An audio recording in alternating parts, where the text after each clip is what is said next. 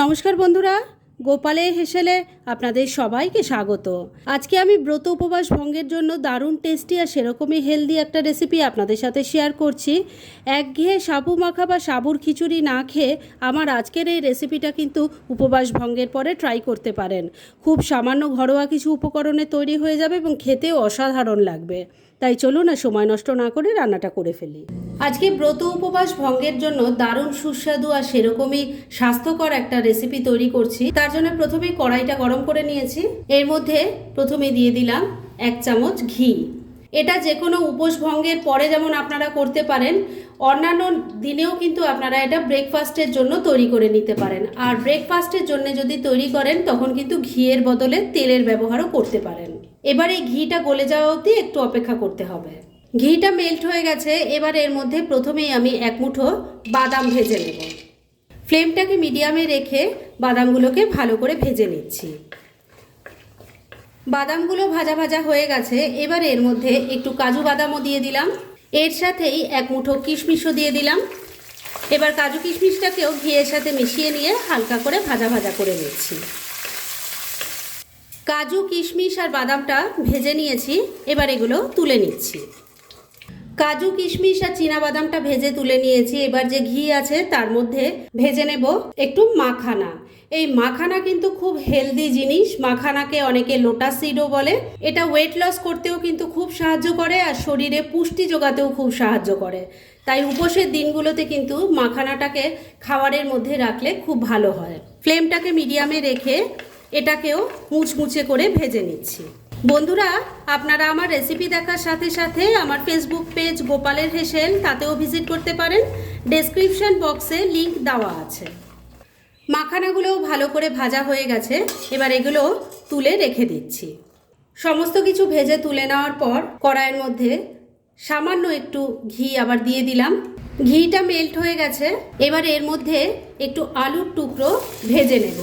আমি একটাই মিডিয়াম সাইজের আলু নিয়েছি, সেটাকে টুকরো করে কেটে নিয়েছি, সেটা দিয়ে দিলাম। এর মধ্যে দিয়ে দিচ্ছি অল্প সন্দক লবণ। এটা যদি উপোস ছাড়া অন্যদিন করেন তাহলে সন্দক লবণের জায়গায় নর্মাল সল্টের ব্যবহার করতে পারেন।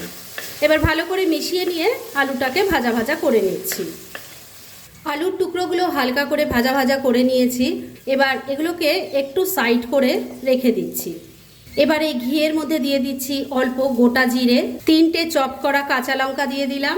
ঝালটা অবশ্যই নিজেদের টেস্ট অনুযায়ী দেবেন। এবার এটাকে একটু নাড়াচাড়া করে নিচ্ছি। দিয়ে দিচ্ছি 1 চামচ গ্রেট করা আদা। মিশিয়ে নিয়ে একটু নাড়াচাড়া করে নিচ্ছি। আলুটাকে এবার ভালো করে মিশিয়ে নিচ্ছি। আলুর সাথে সব কিছু মিশিয়ে নিয়ে মিনিট খানেক একটু নাড়াচাড়া করে নিয়েছি। এবার এর মধ্যে দিয়ে দিচ্ছি একটু কারি পাতা। এটাকেও মিশিয়ে নিচ্ছি। কারি পাতাটাকে মিশিয়েও মিনিট খানেক আবারও রান্নাটা করে নিয়েছি। এবারে এর মধ্যে দেব এই রান্নার একটা মেন ইনগ্রেডিয়েন্ট, সেটা হলো সাবু। আমি 1 কাপ পরিমাণ বড় দানার সাবু আধ ঘন্টা জলে ভিজিয়ে রেখেছিলাম। এখন আমি জলটা ছেঁকে নিয়েছি, সেই সাবুটা এর মধ্যে দিয়ে দিচ্ছি। ভালো করে মিশিয়ে নিচ্ছি। সাবুও কিন্তু আমাদের শরীরের জন্য ভীষণ ভালো। সাবু যদি সপ্তাহে 1 দিনও খেয়ে নিতে পারেন তাহলে কিন্তু ডাইজেশন খুব ভালো থাকবে, বিপি কন্ট্রোলে রাখতে খুব সাহায্য করে, বোন স্ট্রেংথের জন্যও কিন্তু সাবু ভীষণ ভালো। আর এই সাবু খেলে অনেকক্ষণ পর্যন্ত পেট ভরা থাকে, ক্লান্তি বোধও হয় না। যাই হোক, এবার সাবুটাকেও সব কিছুর সাথে মিশিয়ে একটু নাড়াচাড়া করে নিচ্ছি। মিনিট খানেক সময় নিয়ে সাবুটাকে সব কিছুর সাথে মিশিয়ে নিয়ে একটু নাড়াচাড়া করে নিয়েছি। এবার এর মধ্যে একটা টমেটোকে, মিডিয়াম সাইজের একটা টমেটো ছিল, সেটাকে টুকরো করে কেটে দিয়ে দিলাম। এটাকেও ভালো করে মিশিয়ে নিচ্ছি। বন্ধুরা, অনলাইন শপিং আমরা এখন সারা বছর সবাই করি। তাই ঘরে বসে যদি নামি দামি ব্র্যান্ডেড কোম্পানির চয়েসেবল জিনিস অবিশ্বাস্য কম দামে পেতে চান তাহলে ডেসক্রিপশন বক্সে টেলিগ্রাম লিঙ্ক বলে একটা লিঙ্ক দেওয়া আছে, সেখান থেকে আপনারা ভিজিট করতে পারেন আর মনের মতো যাবতীয় জিনিসপত্র কিনে নিতে পারেন, সেটাও কিন্তু প্রচুর ডিসকাউন্টের সাথে। মিনিট খানেক সময় নিয়ে আবারও টমেটো টুকরোটা মিশিয়ে নিয়ে রান্না করে নিয়েছি। এবার এর মধ্যে জল দিয়ে দেব। ভালো করে মিশিয়ে নিচ্ছি। আমি এখানে প্রায় 2 গ্লাস পরিমাণ জল দিয়েছি।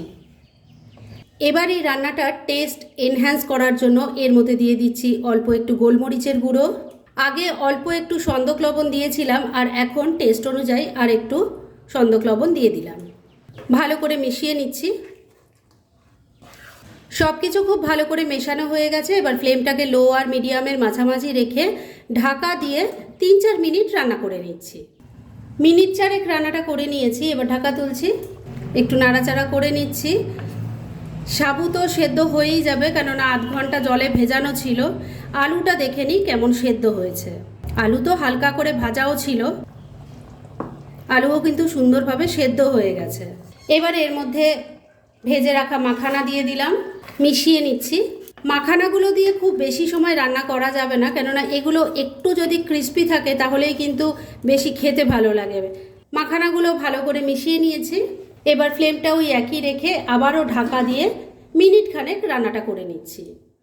মিনিট খানেক আবারও রান্নাটা হয়ে গেছে। এবার ঢাকা তুললাম, আবারও একটু নাড়াচাড়া করে নিচ্ছি। এটা কিন্তু এখন অনেকটাই ঘন হয়ে এসেছে। এবারে এর মধ্যে দিয়ে দেব ভেজে রাখা কাজু, কিশমিশ আর চীনাবাদাম। আর এর সাথে দিয়ে দিচ্ছি একটু ভাজা জিরের গুঁড়ো। এতে ফ্লেভারটা, টেস্টটা দুটোই ভালো আসবে। মিশিয়ে নিচ্ছি। আমি অল্প একটু জিরেকে শুকনো খোলায় ভেজে নিয়ে তারপর গুঁড়ো করে নিয়েছি। সব কিছু মিশিয়ে নিয়ে মিনিট খানেক আবারও রান্নাটা করে নিয়েছি। এটা এখন যথেষ্ট ঘন হয়ে গেছে, এটা ঠান্ডা হলে আরও ঘন হয়ে যাবে। গ্যাসটা তাই এখানেই বন্ধ করে দিলাম। তবে শেষ পর্যায়ে গ্যাস বন্ধ করার পর এর মধ্যে দিয়ে দেব আর্ধেকটা পাতিলেবু নিয়েছি, এর রসটা দিয়ে দিচ্ছি, মিশিয়ে নিচ্ছি। এই লেবুর রসটা দিলে একটা চটপটা টেস্ট আসে, খেতে দারুণ লাগে। আজকে আমার উপোসভঙ্গের জন্য রান্নাটা কিন্তু একদম রেডি হয়ে গেল।